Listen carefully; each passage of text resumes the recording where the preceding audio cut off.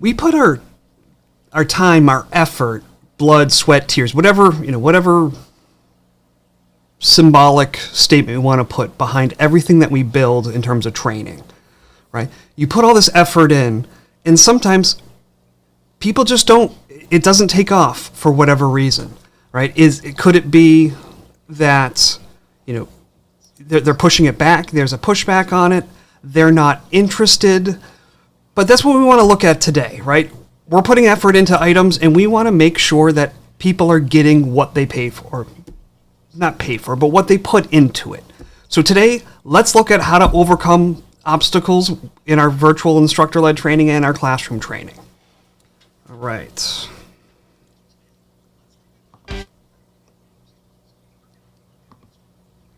So welcome everybody. Happy Friday.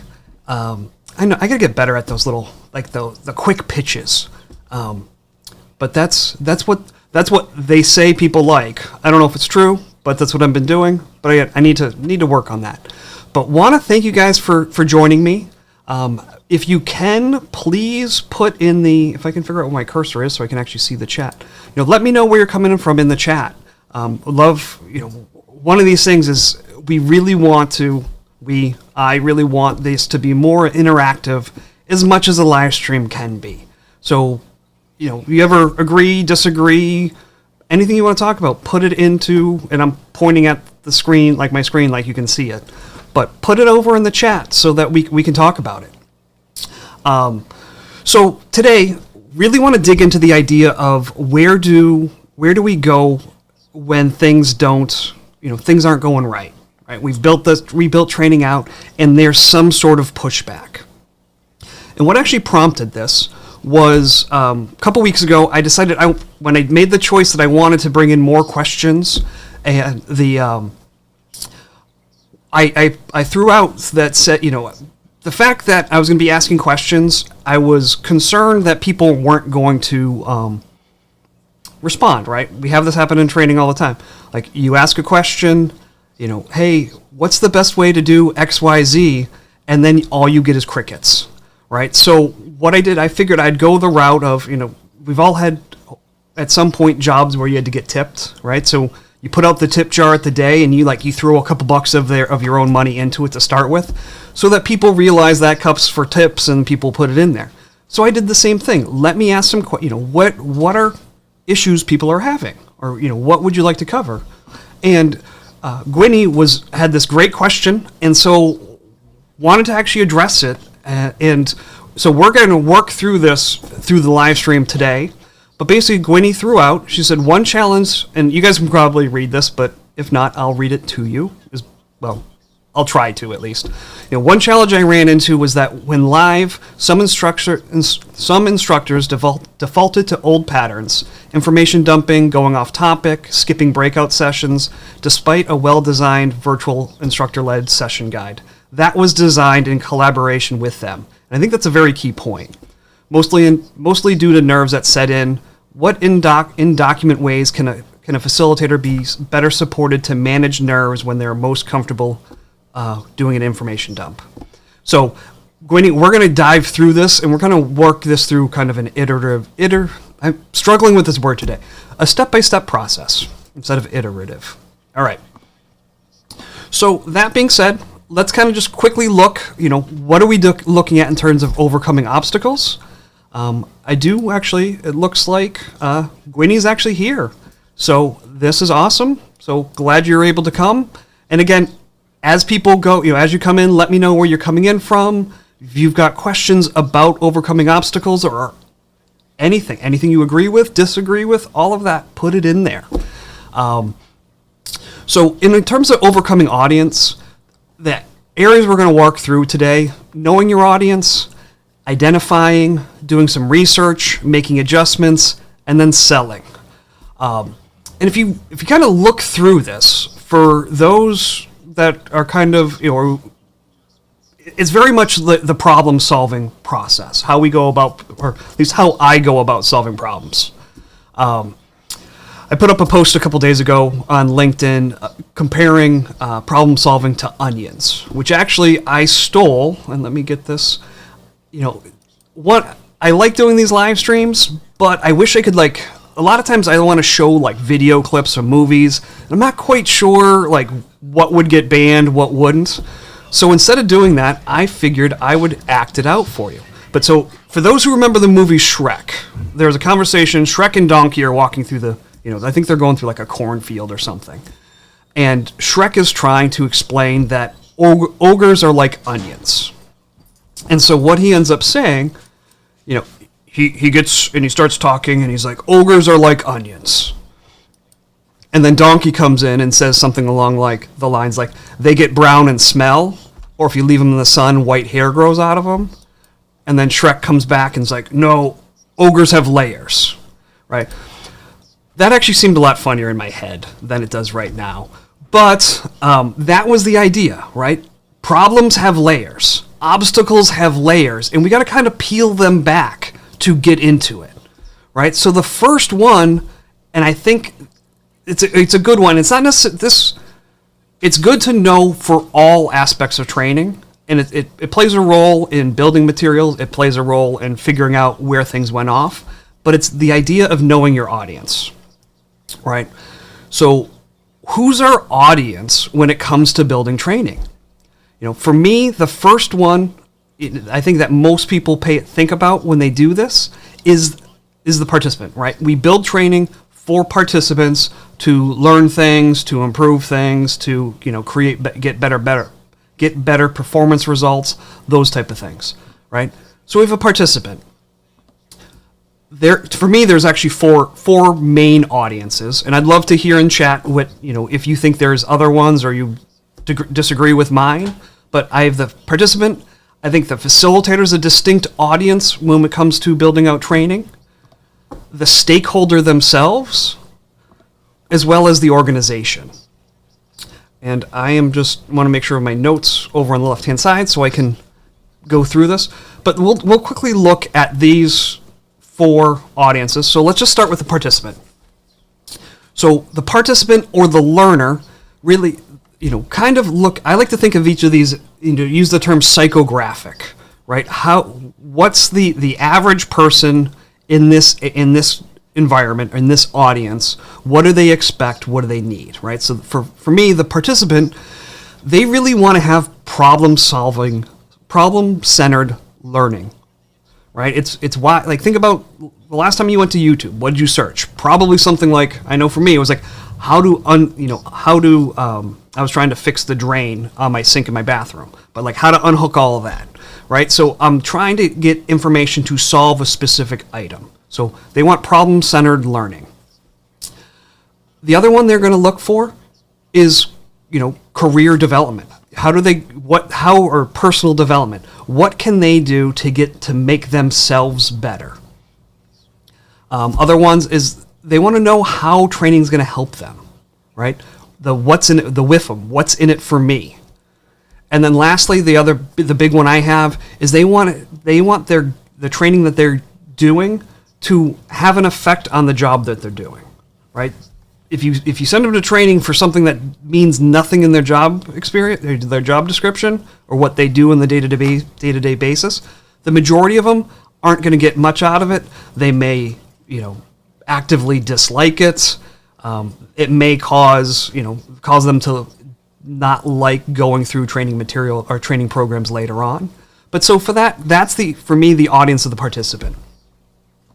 Next one, the facilitator, right? This one, the way I break it, on all of these, I think I broke into 3 or 4 parts.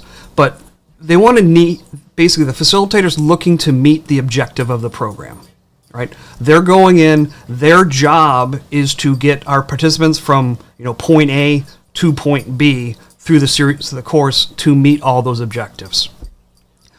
They're looking to satisfy that stakeholder, right? The group, the entity that needs the training to be built. Maybe it's customer service, maybe it's HR, maybe it's sales, whoever that is, but they're trying to meet the objectives that stakeholder set for why they need that training. They want to help the learners get from point A to point B through those series of objectives. And lastly, they're the actual voice of the organization in the participant's eyes, right? the facilitator speaks or is the megaphone of that organization while the participant's there. Stakeholder, right? So third of our fourth audiences. Basically, it breaks down. They want to have improved performance from their employees. They want to achieve better goals, achieve their goals, and get better development through having well-trained employees. And they want their learners to take on more, do more in their roles, and be more successful and have quality, have higher quality in their roles, right? That's, in general, what a stakeholder is looking for. And lastly, the organization-wise, most organizations will have some sort of, vision, mission statement, or corporate vision, or, values. They want to make sure those are met. They want to make sure the training they're doing is tied to the competencies for each role, right? So if I've got someone in HR, the competencies they need are going to be different than the person over in IT, right? So they're trying to make sure we're training the right people for the right roles. They want, obviously, performance to increase. They want to have happy employees. And obviously, these are all in general. Hopefully you're not with an organization that does not want to have happy employees. And they also want to make sure they increase employee retention, right? So those are the big ones. And the reason I say this is knowing the why it's important to the different audiences matters, right? And just so you guys can have it, I'll share this. I've made job aid, handout, infographic of, the why for these four audiences. So you guys can print them off, save it as a PDF. I will put it in I'll share it into both YouTube as well as LinkedIn so you guys have this. But those are our four audiences. All right, so if we dig into this, right, we have a better idea of who we're building or why we're building training for, which audience. When we come time and we have an issue, now let's actually take a look and let's try to identify this. What's happening? What were we expecting and what was the outcome? Right? So if we go back to Gwynny's example, they were expecting to have they've set up a whole new virtual program. My guess, there was breakout rooms, higher levels of engagement, all of those type of things. But what they got was information dumping, straying from what was in their guidebooks, skipping the breakout sessions, right? So in this case, Gwynny's done great. She's actually identified most of the issues or what the issues were. But that's what we're, in this, after we really first stage, because ideally we already know our infographic or our psychographics for our audiences before we get it in here. But if you don't look at those, now start figuring out where things went off, right? Here's what we were expecting. Here's what actually occurred, right? And so now we can start seeing, all right, well, why did we get to info dumping versus working our way through the mechanics of the guidebook, right? We've narrowed down. Maybe that's the one we want to look at right at the moment. So the next part from there is let's start doing some research, right?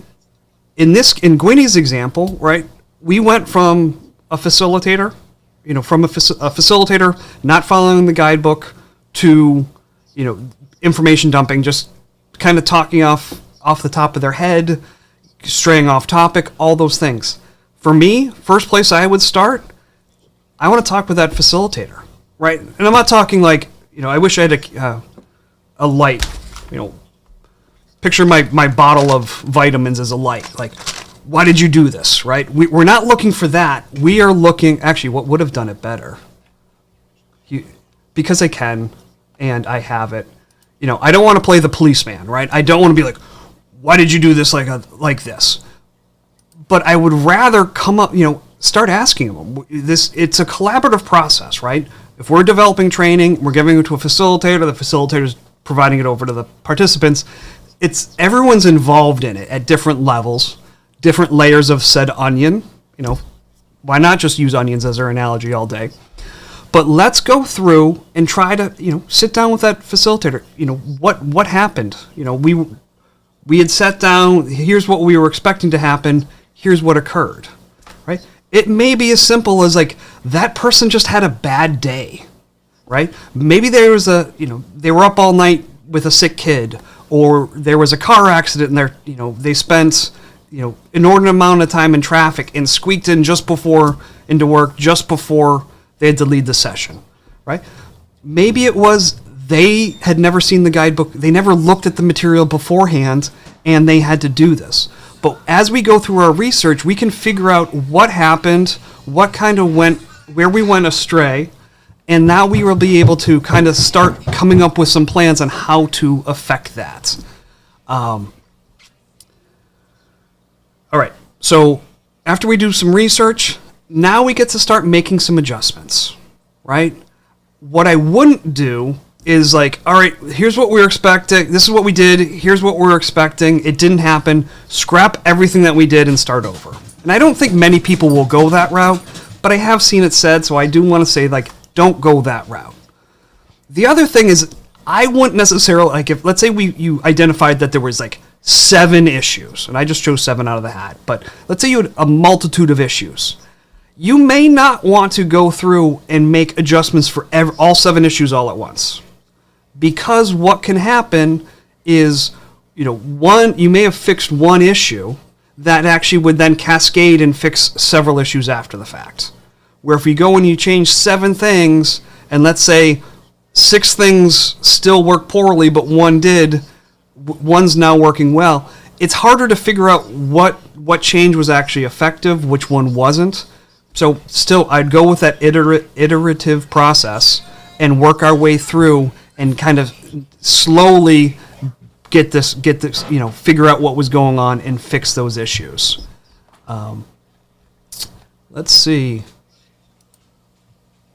Oh, we got a message here from Liz. Oh, so again, for those who haven't had a chance or haven't been on some of these live streams before, Liz Wool she does some amazing stuff in terms of the world of virtual coaching. So I would check her out. I think she's down in Florida. I think some coaching coaching conference. But you need to check her and Barb Potter out on what they do on Wednesdays with the Virtual Learning Whiz. And I probably messed that up, so I apologize, Liz. All right. But we're going to make some changes and slowly work our way through those. For those who were raised in the 80s on Clint Eastwood movies like I was from my father, it's from Heartbreak Ridge, Clint Eastwood's, right? We got to improvise, we overcome, we adapt. That's the idea, is we want to figure out what's going on, where we want to be, and slowly make some changes so that we can overcome whatever issues we have and get to where we need to be. After that, we've made some adjustments, right? All of those, and this is, I think, is the hardest one for learning and development. I think it's the hardest one in a lot of places.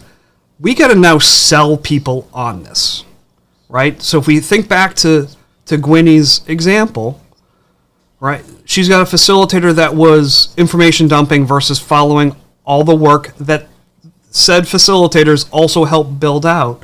We now have to sell them on why they need to follow that material.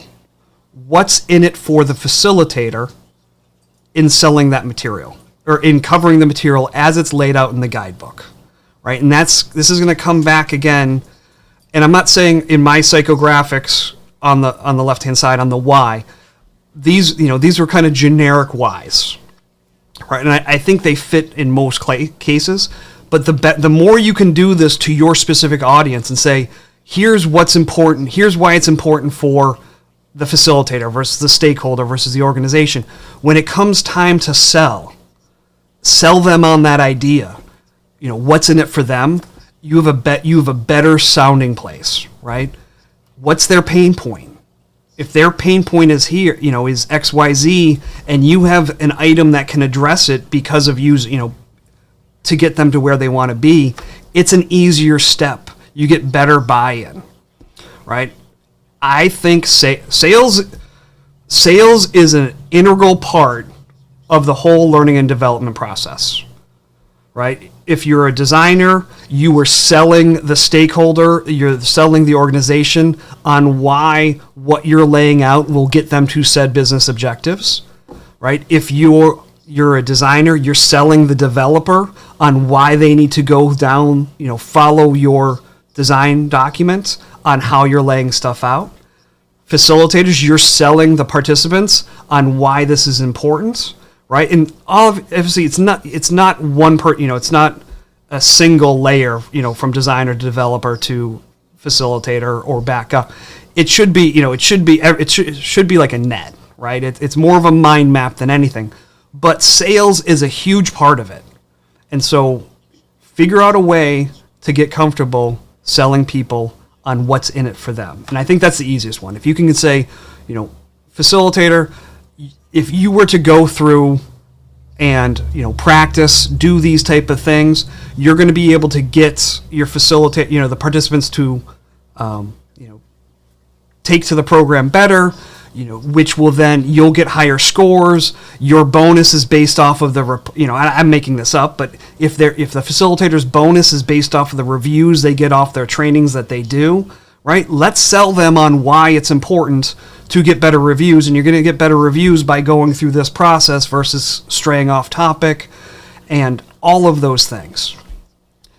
So coming back one more time, if I can come back to Gwynny's original item, for me at the end, if we identify this, I would look at, where, because we've already identified the issue was with the facilitator for the most part, right? There's probably other pieces, but in the most part, we're looking at the facilitator, right? Figure out the why for them, right? Start asking some questions. Figure out what was kind of putting them aside. In my guess, and obviously I'm not in this, Gwynny, you're going to know better, but I'm going to guess in this one, it's a lack of practice, right? They got the material and they're like, great, it's written down, I'm going to go with it. And then you get up, you're in front of the camera, you're in front of the class, and everything goes sideways, and you're like, or your mind just goes blank, and you're like, what do I do? Right? So, and that's, one, it's just getting your facilitators used to using a guidebook, right? The more they're able, and let me pull up my example, right? And I'll get rid of that. But the more they get used to using a guidebook and what things are laid out, and where they can go and they can see what they're supposed to say and do, and truly use it as an at-a-glance document, they're going to be better off. They're going to be able to go through and see and feel comfortable taking a moment, pausing, looking down, getting the information, and being right back up, whether it's in front of the camera, in front of the class itself. Let's see. All right, so here's Liz. Do companies have time or infrastructure to have monthly meetings with trainers? A high-level train-the-trainer overview, the needs analysis, performance outcomes, and talking points to help the team deliver what is needed for the learners. And this one's long. I don't think I can get all of that up there. And I don't have my glasses. To help the team deliver what is needed for the learners and the business. My first job in training was in the global training department. This was a great meeting every month. Liz, I think you're right on. The more we can actually meet as an organization in terms of, your managers, the learning and development managers meeting with stakeholders meeting with them, managers meeting with facilitators. And so everyone's on the same page, right? This is the other side with Gwynny's item is, maybe that's, some of these conversations, you start doing some of the asking and probing, it may quickly get above above your pay grade, right? You may need to bring in a manager. Maybe it's an irate maybe it's an irate or a disgruntled, facilitator. Maybe it's someone who feels underappreciated and it's just outside of your job scope, right? That's why you have a manager, right? Bring them in. I think the sooner you can do that and everyone's on the same page, and those meetings will be a great way to go about that. But jumping back, I think probably, Gwen, if we can do some more train the trainers sessions, run through the program 1, 2, 3 times so that they're comfortable doing it, right? If we go back to the quote that I used last week from Zig Ziglar, repetition is the mother of learning, the father of action, which makes the architect of accomplishment, right? Get people doing it more and more. This could be this may be sales related too, right? Like, you need to get someone to go through and practice it. Put it on like, hey, facilitator A, I'm trying to figure out some items in my guidebook. Can you run through this so I can see what's happening? Because I may need to make some changes. All right, but in reality, and obviously you're going to learn from them, and I'm not saying to like throw, to lie to them at all. But sometimes put it in a way, or say it in a way that gets across where they're going to be helping you out, and they are, but you're helping them help themselves by becoming more comfortable with the program, right? So that in you having that, running through some practice runs, they get more comfortable using the guidebook with the material, all of those things, and you get some information of like, oh, maybe we don't need 15 minutes here, or maybe it makes sense to put this activity after this after these key points versus before it, because it flows better, right? So it's always an iterative process, but sometimes you got to sell somebody on why they need to help you, and in doing so, they're also helping themselves. So for me, that's that's what I'm really looking at in terms of overcoming obstacles, right? If you notice, I'm very systematic in a lot of things that I do, right? Talk about structure of guidebooks, formatting, all those things. Same thing when it comes to problem solving, overcoming obstacles, right? Know what we're dealing with, so our audience, right? Those psychographics, which are here again, right? Pointing over that way, towards the right way. So who are those? And again, these are my 4, and I think they're going to cover 90% of the places, but yours may differ some. And again, I'd love to hear if you have different audiences or different whys for said audience, right? Do you have a different why on why training in general, or a training program is important to the facilitator? That I would love to know, and it just doesn't have to be the facilitator. Actually, let's pull this over. I see something coming from Jason. Many employees don't want to be bothered with boring training, droll voice, boring text. I see this firsthand, and I have taken courses that have made me wish there was a fast forward button. Very unengaging. Sorry if this is off topic. It is not off topic, right? I would put that falls into the why of the learner, even the why of the facilitator, right? If we know those items, we're going to be able to go through and address these items. And this is one of those ones, especially going back into when I was talking about selling those items and running through some train the trainers, right? The more run it through with a small pilot program, you can see reactions before you roll it out to the whole audience and make. And actually I should have been here. This is where then we can start making adjustments, right?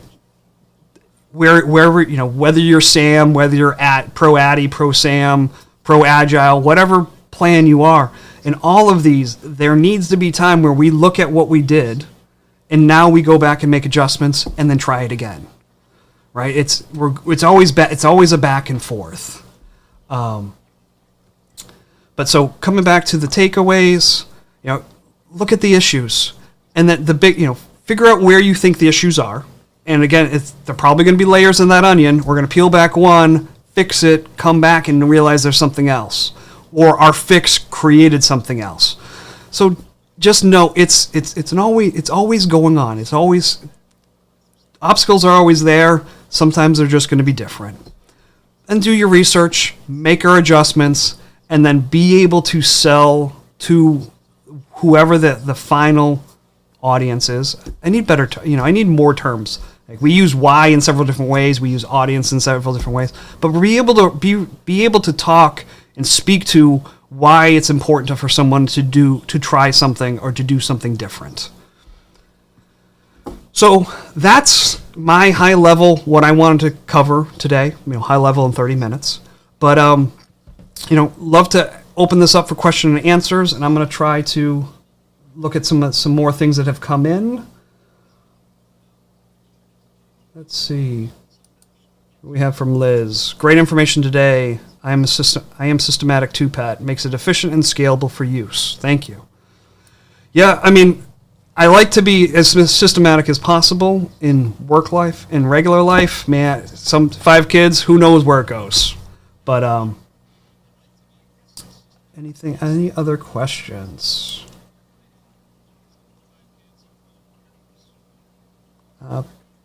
Again, Liz, thank you. Presentation Guild is great to learn and grow with course material, visual design. I'm a member. All right. We will have to, I actually think the Presentation Guilds, I saw something recently about an upcoming summit that they're having. So definitely a good one to take a look at. So I'm not seeing, I think, many questions in here. So with that, I mean, obviously I want to be cognizant of your time. I always like to be at about a half hour, but hopefully this was helpful. Gwynny, I hope this got you something, at least a process to get you through. And with that, here's my information, my email. Yeah, and I am just going to give you my phone number. It's not my cell phone number, it's my work number. But there's my cell phone number, or there's my work number, not my cell phone. But reach out. You guys, if you have any questions on this, on anything that I cover, you just need to talk. Hit me up. I'm happy to help. I really appreciate the time you guys spend with me, and I hope you guys get some benefit out of that. But with that, have a great rest of your Friday. Enjoy your lunch, and we will talk. We'll see you guys all next Friday. All right. Take care, folks.